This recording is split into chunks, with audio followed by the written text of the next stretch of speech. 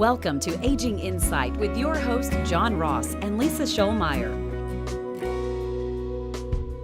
This program is made possible by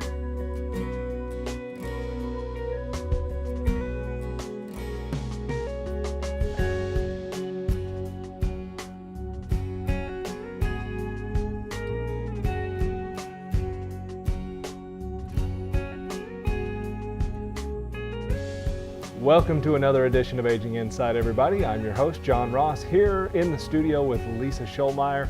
She and I are elder law attorneys based here in your area.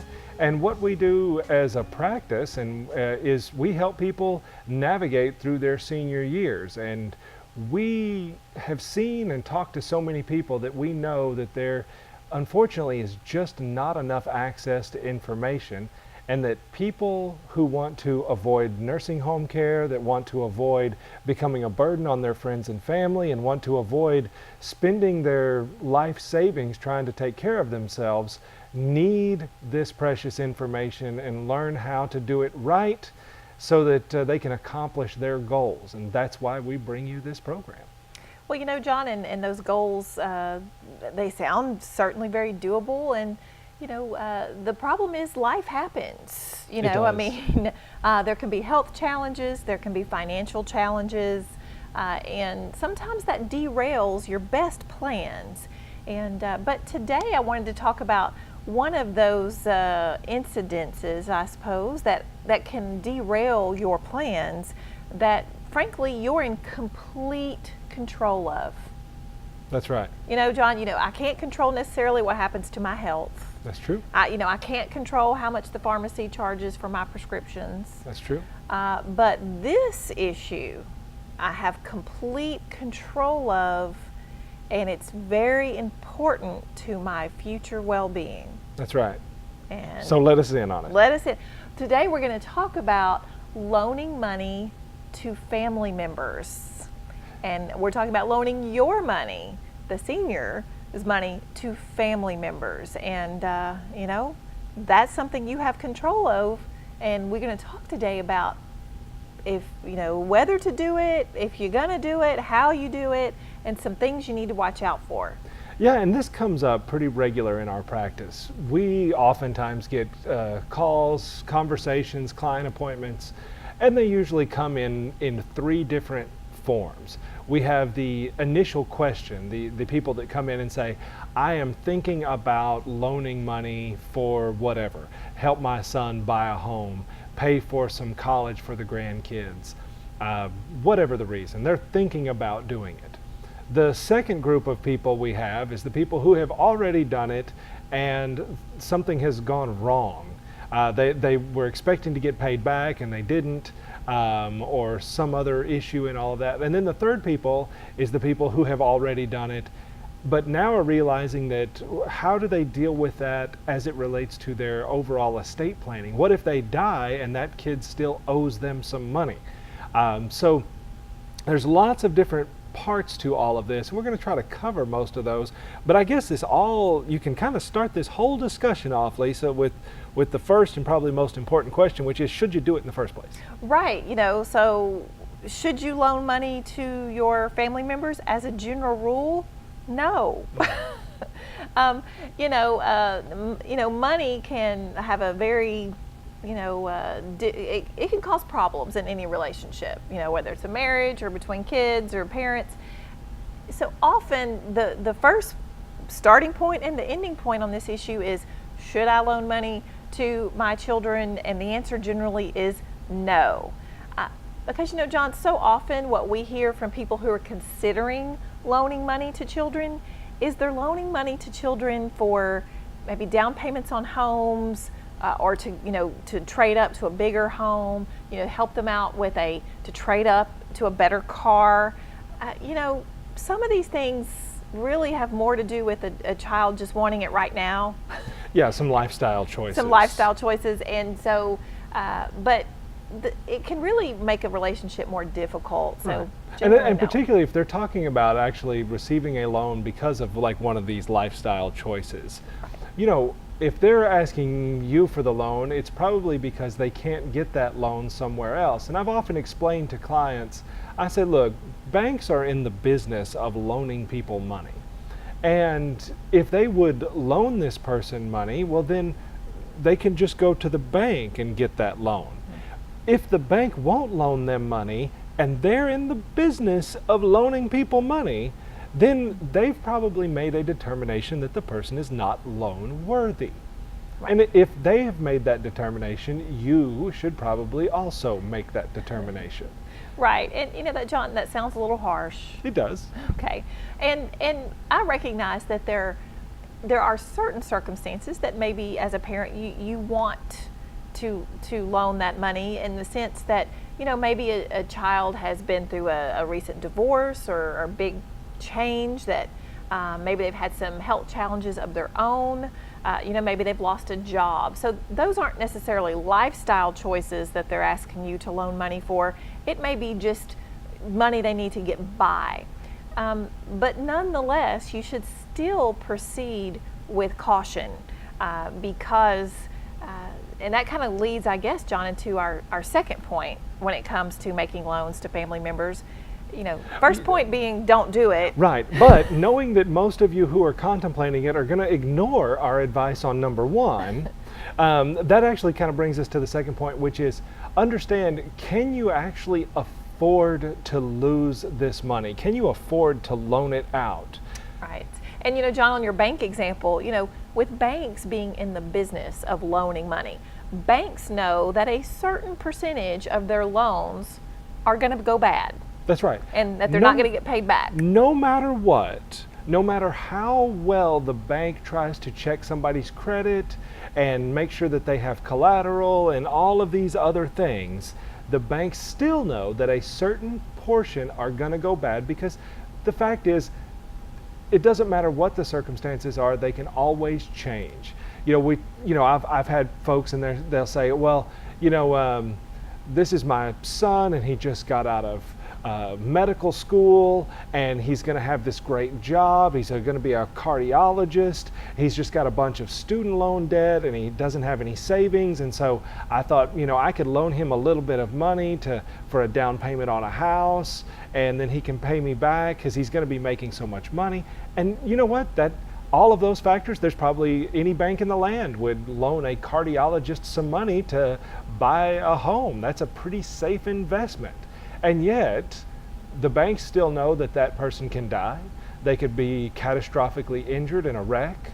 They could get into financial trouble because of something that is not their fault, an economic collapse, or it could be something that is their fault, a gambling problem, drug addiction, family issues like divorce. There's a million different ways that somebody's ability to pay you back can go into jeopardy. So I guess, Lisa, it goes to the point. Never loan money that you can't lose. Right. I mean, I know we may have some viewers that enjoy going to the boats or from time to time, and entertaining themselves with maybe some blackjack or some slot machines. Saying this is kind of the same rule. If you can't afford to lose the money, you don't go gamble that money. If you can't afford to lose the money, don't loan it to your family. So if you're going to make that loan, you need to think real hard. If this money is never paid back, or even if just a small portion is paid back, am I still financially secure? And if the answer is no, then you should Absolutely. Decline to make that loan.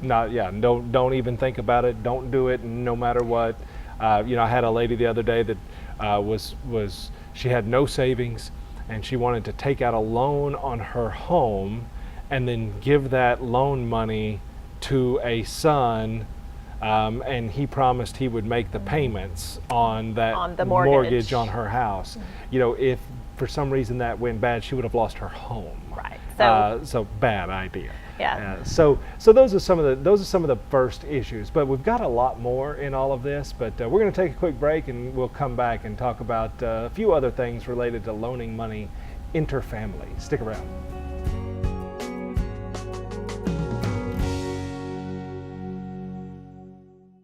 So glad we found the Wadley Senior Clinic. Their team specializes in caring for older adults, and their doctors listen and work with me to keep me healthy and independent. With monthly educational programs, x-ray and lab, and state-of-the-art exam rooms, I get expert care and understanding about what I'm going through. Best yet, they're easy to get to right off the interstate at Jefferson. See what Wadley Senior Clinic could do for you. Wadley Senior Clinic, where healthy relationships begin.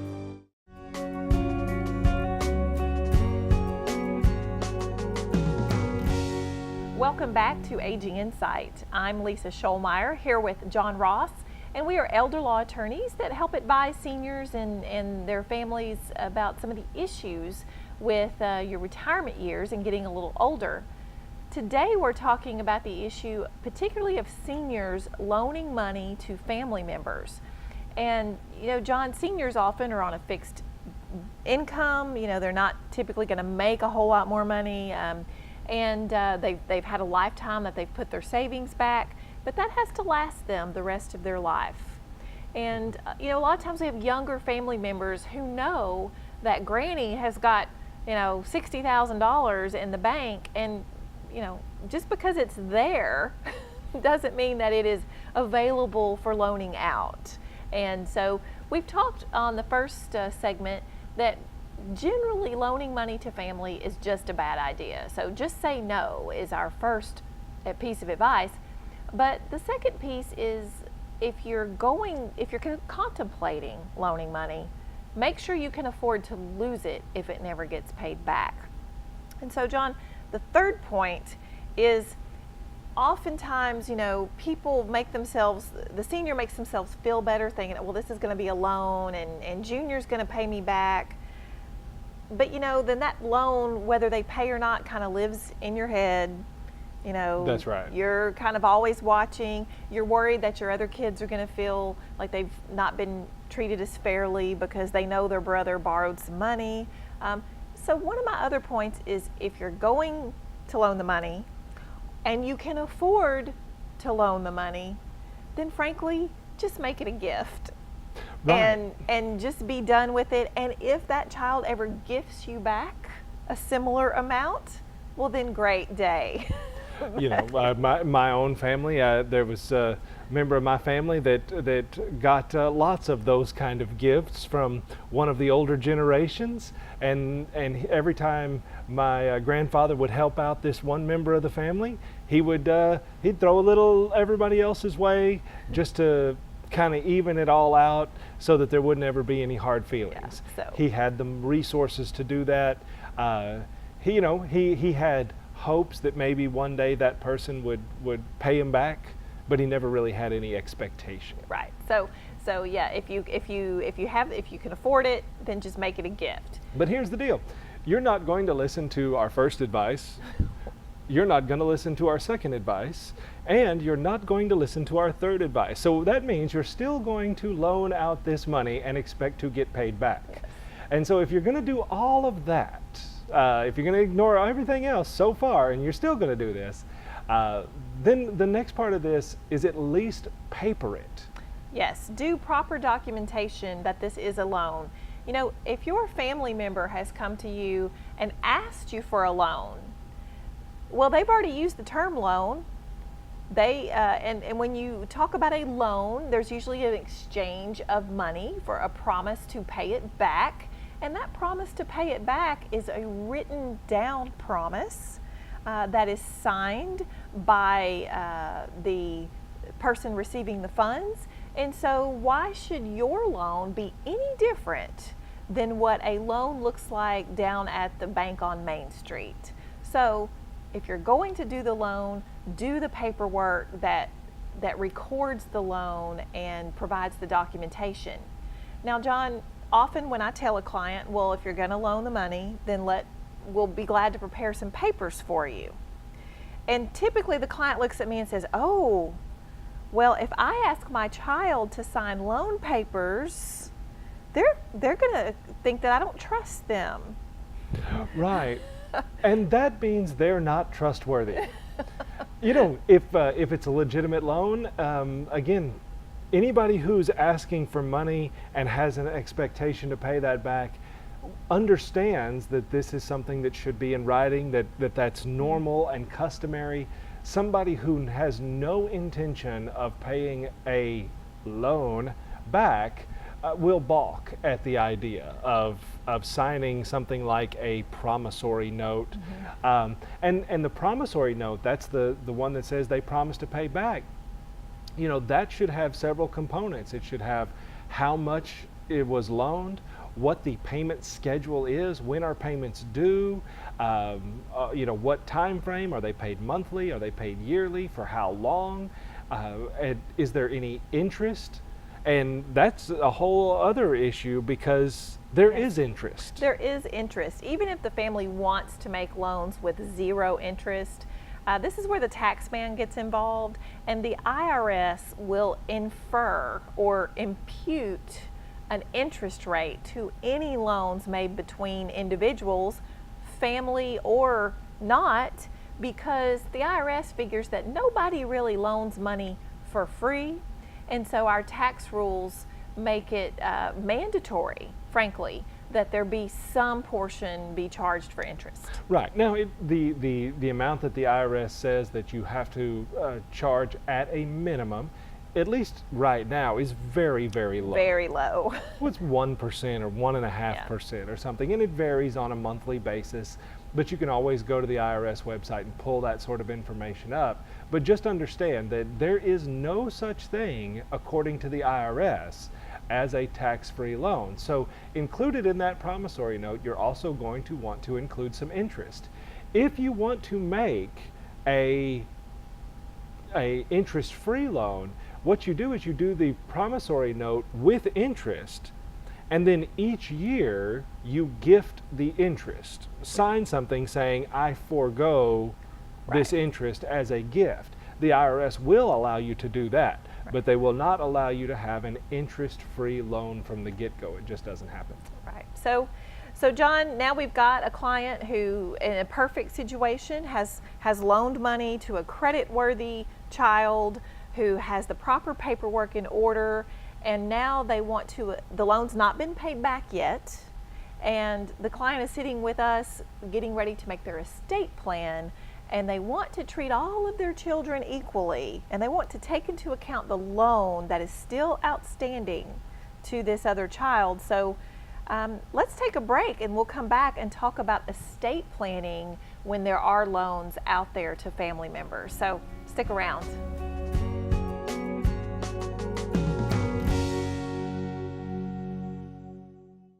The Wadley Senior Clinic has been such a blessing for our family. Because they specialize in geriatric care, they take the time to really focus on Dad's needs. Their exam rooms are specially designed for seniors, and they offer lab and x-ray on site. With monthly educational programs on health and wellness of the mind and body, our healthcare questions get answered. Best of all, they accept Dad's Medicare benefits. See what the Wadley Senior Clinic can do for you. Wadley Senior Clinic, where healthy relationships begin.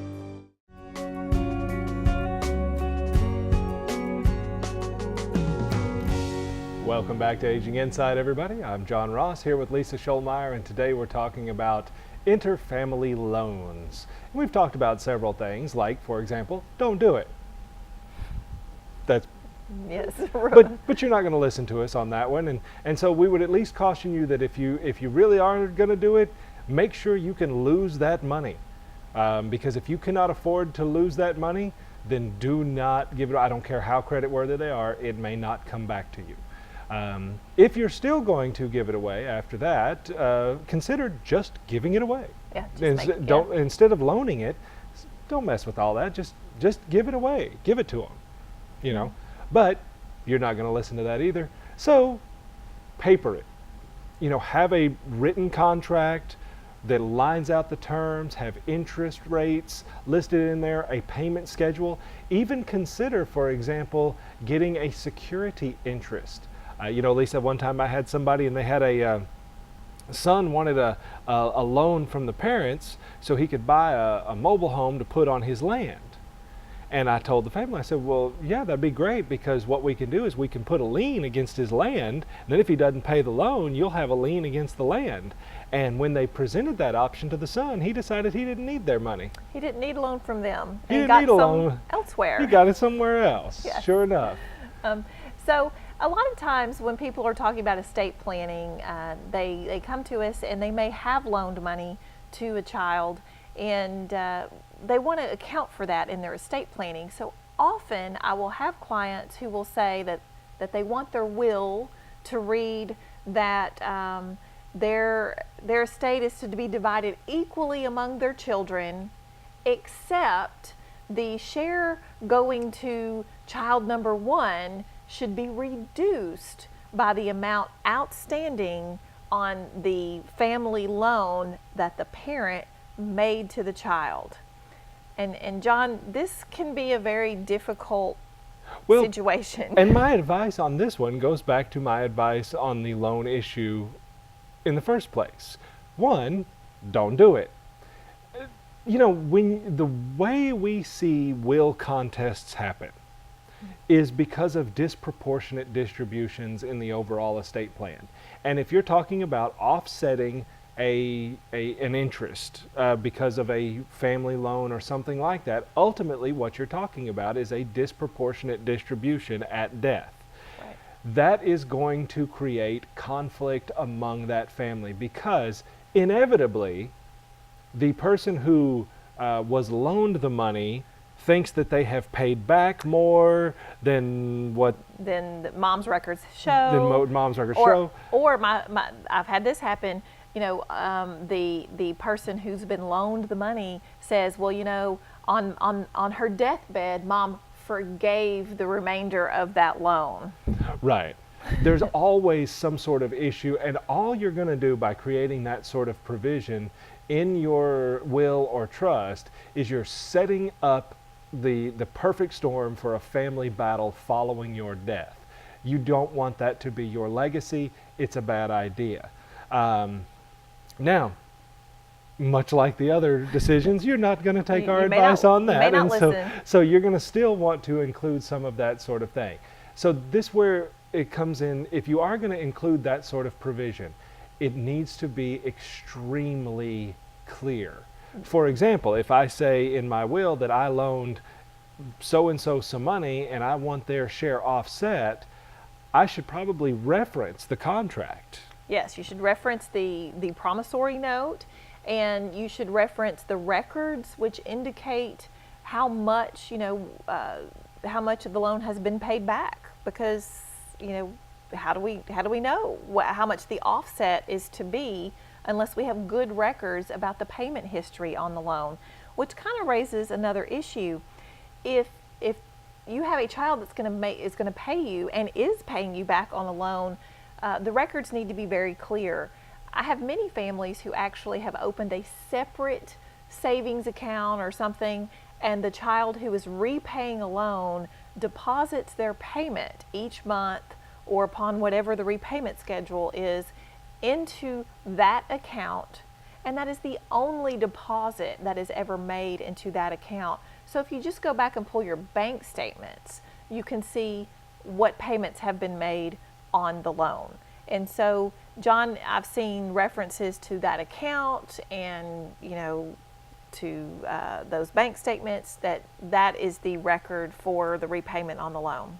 Right, and you even would include some of that information maybe in the promissory note itself, that there's no cash payments, that all payments are to be deposited into account number XYZ, and then the will or trust document says the promissory note dated September 11th, 2001, you know, has all of these provisions in it, and bam, bam, bam, bam, and it's attached to the back of the will. It's all as clear as you can possibly be.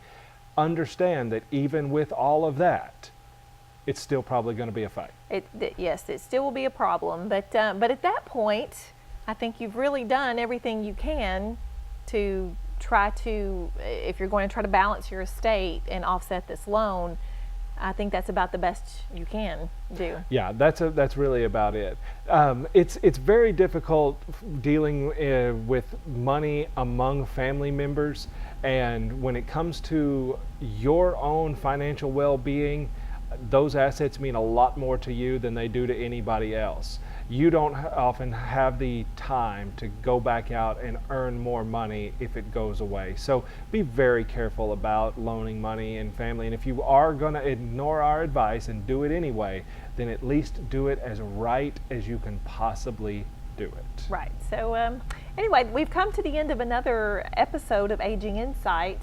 And, you can always catch Aging Insight on the radio at 12 noon on Saturdays at 98.7 FM and at 790 AM. And you can pick up a printed copy of our Aging Insight magazine. You'll find those at your doctor's offices, maybe your financial advisor's office, but they are free, so just grab one and go. And also, we're on the internet, and you can find us at aginginsight.com, where you can review previous episodes of our show, listen to previous radio programs, and even read back over transcripts so that you can know for sure what we said. So we're glad and privileged to bring you information on Aging Insight, and we'll be back next week. See you then. Thank you for joining us for this week's Aging Insight program with John Ross and Lisa Scholmeyer. This program is made possible by